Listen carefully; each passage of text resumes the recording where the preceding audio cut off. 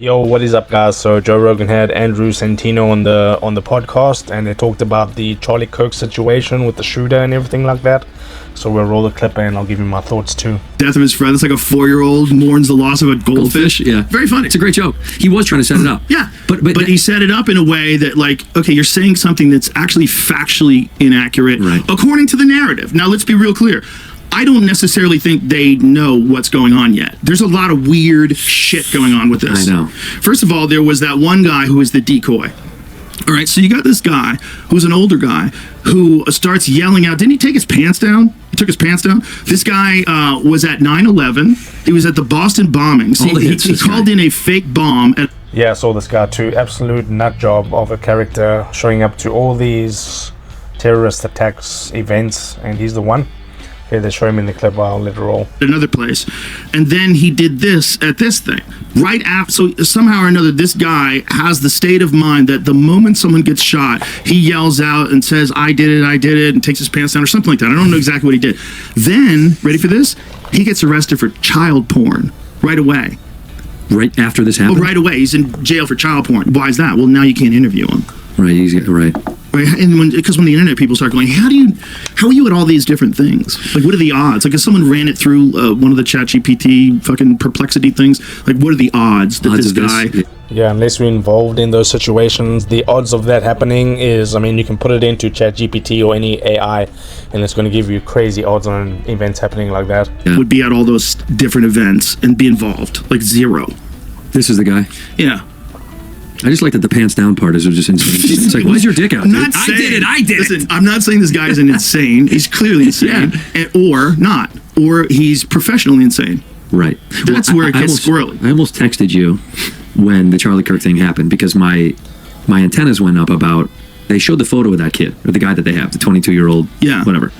And I was almost going to be like, dude, do you think he's got the capability to do that? Yeah, well, listen, there are people that look like that have the capability. Yeah, what do you think in the comments down below? Is the Tyler Robinson the actual guy that killed Charlie Kirk? I mean, or is he just someone to take the hit? I mean, the conspiracy theories are out there and stuff like that. It is very interesting the way that the police compiled everything together. But yeah, let me know. To do that. Pretty accurate. Nope, no? Not hard. Not hard. Let me dispel that. Okay. 200 yards from a prone position with a dead-on rifle. So if you have a dead-on rifle, so you set this rifle, you set your 0 to 200 yards, right? You know how far you're going to shoot. It is not hard at all. He shot a lot?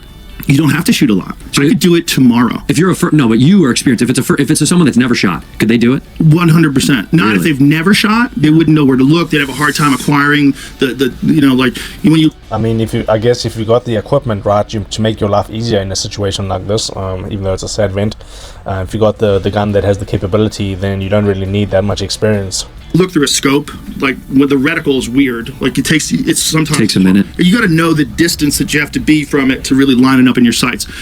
But you could get a guy like my friend Andy Stump, who was a sniper in the SEALs. You could get him, and he could show you how to do it in an afternoon, and then you could hit steel at 200 yards every time you pull the trigger. One day you could learn. Yeah, wow. Yeah, not that hard. Because it feels insane to me. Yeah, it definitely does feel insane, and the fact that you can learn something like this in one day, it's pretty scary as to what these other people are thinking that have nefarious capabilities. I'm like, that seems tough. It seems tough. We still haven't figured out whether or not the gun that shot Trump had a sight on it, because we weren't sure if it had a sight on it or if this guy was using iron sights. That was 140 yards. If you shot it with iron sights, that's a lot harder, because iron sights is you're lining up. So you have these two things in the back and there's one thing at the front of the barrel, and you got to line those bitches up perfectly, and that's how you stay accurate. That is a lot harder to do. It's like old shotguns have those, right? Sure, yeah. Pistols. Yeah, like you can buy a Glock, that's what it comes with. Right. But this kid had a rifle with a scope. Now, here's where it gets weird. The first images of this rifle with a scope, I swear to God, it looks like he has a composite stock on it. Like, it looks like a modern 30-06 rifle. So a 30-06, so that's the rifle. 30-06 is like, that looks like a very modern-looking stock. I mean, it might not be. It might be just a bad resolution. It might be wood. Yeah, I mean, that gun definitely does look kind of modern. He could have done some things to it. Apparently, this gun's from like World War I or something, his grandfather. So he could have done some stuff to the gun to make it look more modern tech on it. It's hard to tell, but if you showed me that and you said, hey, this is my cousin's rifle, is this any good? I'd be like, looks like a standard bolt-action rifle, looked like a sophisticated modern scope on it. Sure. Now, apparently, the narrative is that this is his grandfather's rifle from World War I and doesn't have a serial code. Okay. Interesting. Okay. Why? Wait. Why are you using such an old gun? Like, that's kind of crazy. Like, is it possible that an old gun can be that accurate?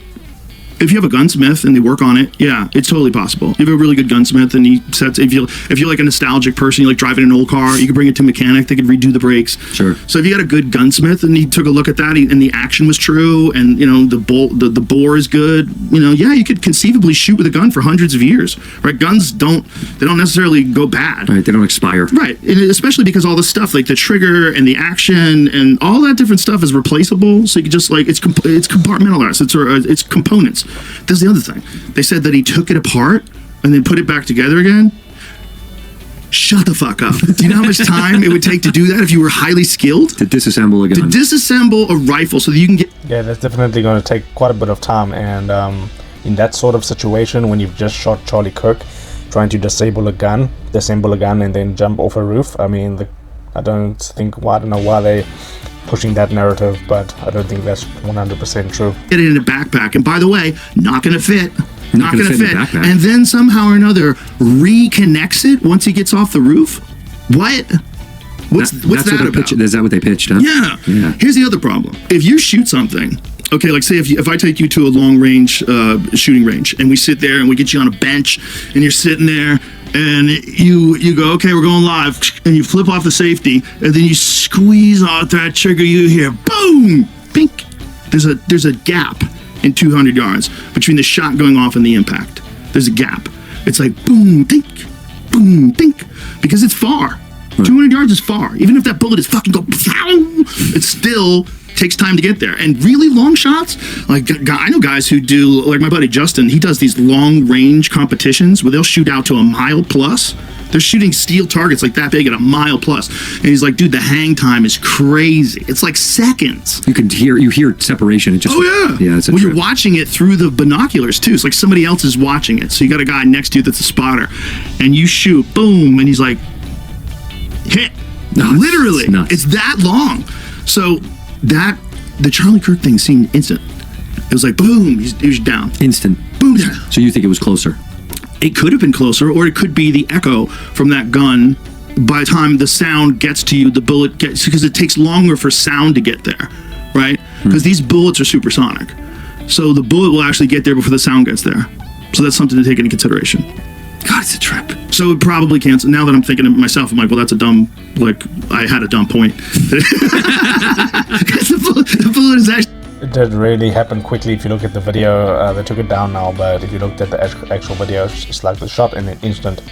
Charlie Kirk was down. So yeah, it happened really, really, really quickly. Faster than sound. But I don't buy the reassembly. I do not buy that. They said he had a screwdriver up there. Fuck yourself. A screwdriver? Yeah, you need more than a screwdriver. You need multiple tools. Okay, you need Allen wrenches. You need like specific gunsmith tools. It's complicated. Oh, I've got a video. Of a guy breaking down a Mauser, and so this Mauser is the same exact gun that supposedly this dude his grandpa had in World War I. So this guy breaks down this Mauser, and here it goes. What's the fastest amount of time you can do that? Many seconds. This guy's very good. Very good. So this guy who's doing it has clearly got military experience or gun experience. I don't remember, but we'll see when we watch the video. But this guy knows what the fuck he's doing. And it would take me a lot longer than it took him. And that kid, it would take forever. Unless this kid has secretly been training like John Wick for the past 6 months. It could have been. I mean, Tyler Robinson seems like a quiet kid. I mean, he keeps to himself in his house, and he could be training like crazy with that gun for the last year, 6 months. You never know what people are really doing behind closed doors. Unless, so watch this guy break this down. It takes two different tools to take it apart. It takes a Torx key and an Allen key. Now, if I take a shot and immediately disassemble this, I have to remove the bolt, remove the magazine, grab my Allen key, hit the two bolts on the bottom, put those away in the Allen key, grab my Torx key, remove the scope, put everything in the backpack, make sure I have everything, and make my way downtown. Okay, which is going to take a lot longer for him than it is for me, especially because his fine-tuned motor function, something as simple as grabbing an Allen key to a little bolt, is going to be extremely impaired due to a dump of adrenaline throughout his bloodstream. An extreme elevated heart rate is going to make these fine-tuned skills extremely difficult. I mean, just for him to think and analyze of what needs to be done to disassemble this rifle and get away would be difficult. We're not even going to touch the topic of him assembling the rifle on top of the roof. So the people that are listening to this, just listening, he is at 38 seconds right now, and all he's got the barrel away from the stock. He's removing the scope from the barrel, and right now he's 47 seconds, and he's struggling, and he's totally calm, and he didn't just shoot a guy, right. And then he's supposed to get it in that stupid fucking backpack. It's literally, it makes no sense. And the elevator music was a nice touch, by the way. Yeah. Wasn't it? So this is just a narrative, right? Yeah. We watch a guy jump off the roof, and then we supposedly find this rifle. So if you can have a guy that's in the audience that's yelling, and the fact that he jumped off the roof is kind of crazy without any sort of injuries. I mean, that's quite a distance to jump. I mean, maybe the adrenaline and everything helped him in that situation, but there's quite a few feet that he jumped with no sort of foot injuries or anything, breaking the leg or nothing like that. I shot him, now shoot me. I shot him, now shoot me. And then that guy gets arrested for child porn charges. Like, he's like, what is going on here? So and then weird. You find this rifle, and then you say, oh, he assembled it and he reassembled it. Like, okay. If I wish I was a cop, I'd sit there and be like, this story is horseshit. Like, none of these things make any sense to me. Like, you're telling me that this kid who's not military trained, this guy, first of all, how did he get to the roof? How come nobody was looking? How come nobody was like, there's a direct line of sight between where he's sitting and those roofs? You guys didn't check? You don't have a drone? Like, that's insane. So he's on the roof, he shoots, he jumps from the roof, he jumps down 14 feet. Yeah, we saw didn't they have video of him jump? Somebody had a cell phone video of him jumping. There's a video of him jumping. So this guy, whoever it is, jumps off of the roof and lands, whether or not he's even the guy who shot him. Mm-hmm. Maybe he thought he was going to shoot him. Maybe he's a patsy. Maybe he did it. I feel like he's a plant. Did you see the video? Did you see the person doing the investigating on his mom's Facebook? No. You haven't seen this? Have you seen that, Jamie? Some dude online. His mom's got a weird Facebook. It's very trippy. It doesn't make any sense. Like, the more they keep looking into it, the more they're like, this doesn't feel like a real...